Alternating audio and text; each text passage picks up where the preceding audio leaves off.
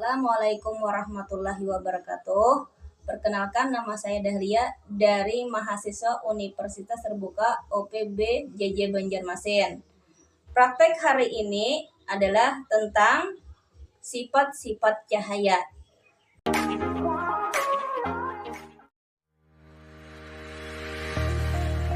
Untuk tujuannya, yang pertama menjelaskan sifat-sifat cahaya, yang kedua menjelaskan sifat-sifat bayangan yang dihasilkan oleh cermin, yang ketiga menjelaskan sifat-sifat bayangan yang dihasilkan oleh lensa, yang keempat menentukan fokus cermin cekung, dan yang kelima menentukan fokus lensa cembung. Untuk alat dan bahan yang harus disiapkan, yang pertama cermin datar, kedua cermin cembung, yang ketiga cermin cekung, yang keempat lampu senter, yang kelima busur derajat, yang keenam kertas putih, yang ketujuh lilin, yang kedelapan layar atau tabir kertas, dan yang terakhir celah cahaya.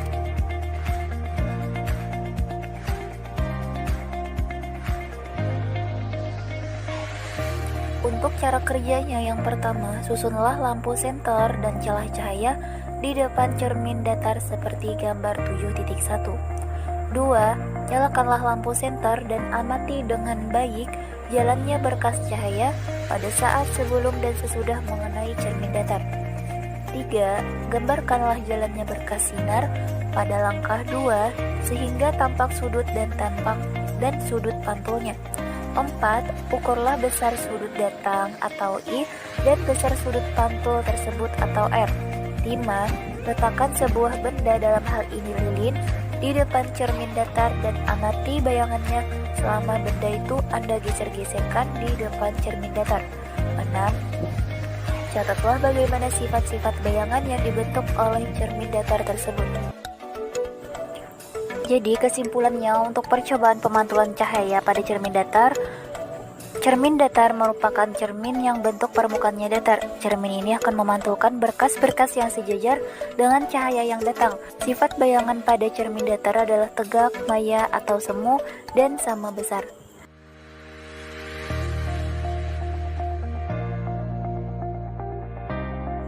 Untuk cara kerjanya, yang pertama susunlah alat seperti gambar 7.2. 2. Nyalakanlah lilin dan amati dengan baik jalannya berkas cahaya pada saat sebelum dan sesudah mengenai cermin cembung. 3. Gambarkanlah jalannya berkas sinar pada langkah 2 sehingga nampak sudut datang dan sudut pantulnya serta bayangan yang terbentuk. 4. Catatlah bagaimana sifat-sifat bayangan yang dibentuk oleh cermin cembung tersebut. Kesimpulan yang dapat diambil dari percobaan pemantulan cahaya pada cermin cembung. Cermin cembung adalah cermin yang memiliki permukaan melengkung keluar. Cermin cembung disebut juga sebagai cermin negatif karena sifat divergen yang cerminan. Artinya cermin cembung ini dapat menyebarkan sinar dan cahaya. Sifat bayangan cermin cembung yaitu tegak, diperkecil, maya, atau semu.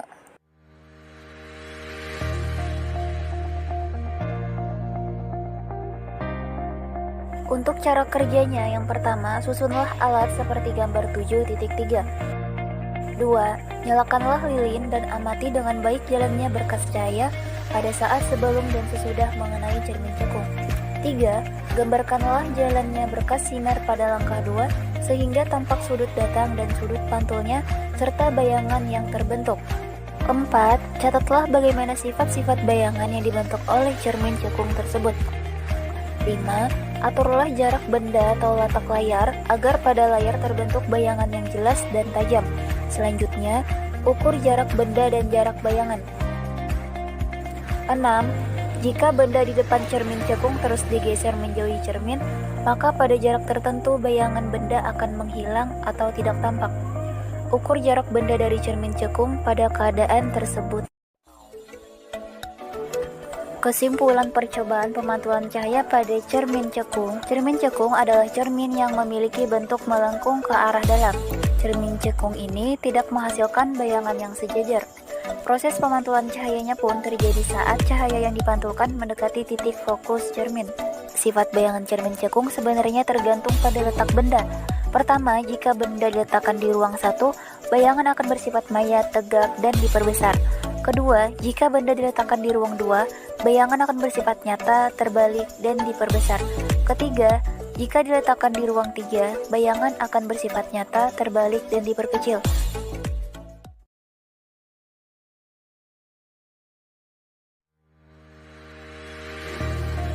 Untuk alat dan bahan yang harus disiapkan, yang pertama lampu senter, yang kedua celah cahaya, yang ketiga gelas, yang keempat air, yang kelima kertas putih, yang keenam busur derajat, yang ketujuh lensa cembung, yang kedelapan lensa cekung, yang kesembilan layar atau tabir kertas, yang kesepuluh lilin, dan yang terakhir penggaris panjang 100 cm. Pada percobaan kali ini, kita akan mengamati pembiasan cahaya pada gelas kaca. Untuk cara kerjanya, yang pertama, susunlah lampu senter, celah cahaya, dan gelas yang diisi oleh air. B. Nyalakan lampu senter dan amati dengan baik jalannya berkas sinar pada saat sebelum dan sesudah menembus gelas kaca yang diisi oleh air. C. Gambarkanlah jalannya berkas sinar tersebut sehingga tampak sudut datang dan sudut biasnya. Kemudian, ukur besar sudut datang dan sudut bias tersebut. Pergunakanlah lensa cembung untuk mengamati sebuah huruf pada buku dengan jarak yang relatif dekat antara lensa dan huruf. Kemudian, geserkan lensa perlahan-lahan menjauhi huruf tersebut sampai bayangan huruf menjadi sangat besar dan kabur atau tidak tampak. Ukur jarak huruf ke lensa pada saat tersebut dan catat bagaimana sifat-sifat bayangan yang dibentuk oleh lensa cembung tersebut. Pembiasan merupakan peristiwa pembelokan arah sinar atau cahaya yang melalui dua atau lebih medium yang berbeda kerapatan optiknya. Gelas kaca yang berisi air dapat digunakan untuk mengamati jalannya sinar yang mengalami pembiasan. Jika seberkas cahaya datang pada salah satu sisi gelas kaca berisi air, maka sinar ini di dalam kaca akan dibiaskan dan akhirnya di bagian tepi cahaya putih terlihat ada warna pelangi. Air di dalam gelas kaca bertindak seperti prisma dan memisahkan cahaya putih menjadi warna-warna komponennya, yang mana bisa kita lihat di layar atau tabir kertas. Jika dilihat dengan seksama, muncul warna pelangi di bagian tepi cahaya yang nampak putih. Ada warna pelangi yaitu merah, jingga, kuning, hijau, biru, nila, dan ungu.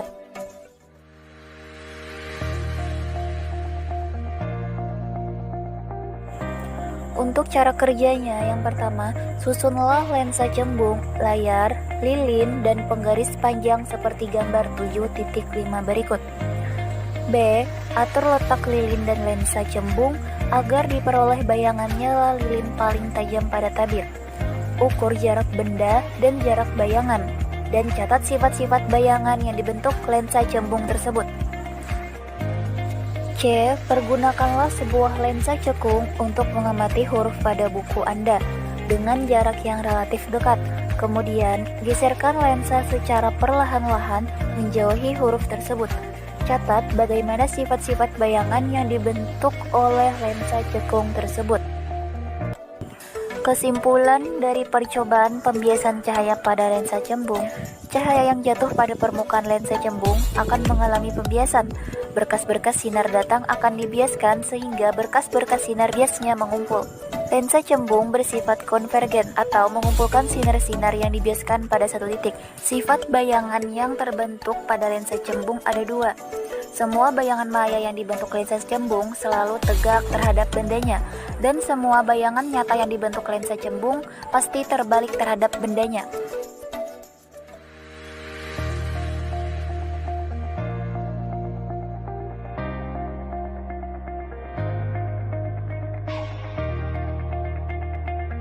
Untuk alat dan bahan yang harus disiapkan, yang pertama compact disc atau CD, yang kedua senter atau flash HP, yang ketiga mangkok, dan yang terakhir air.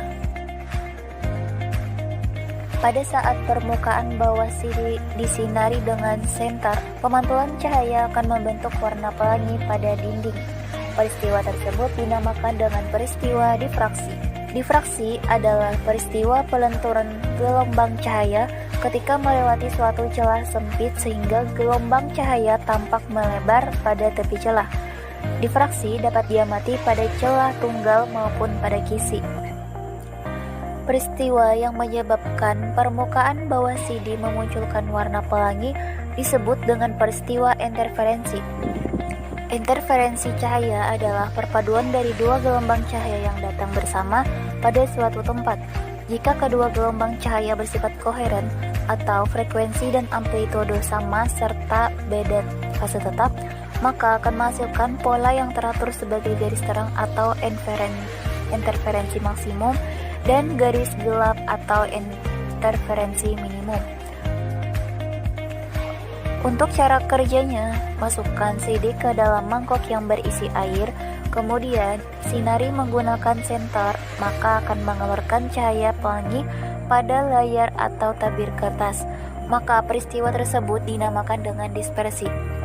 Dispersi adalah peristiwa terurainya cahaya putih yang melewati sebuah prisma menjadi spektrum warna akibat perbedaan indeks bias masing-masing warna cahaya.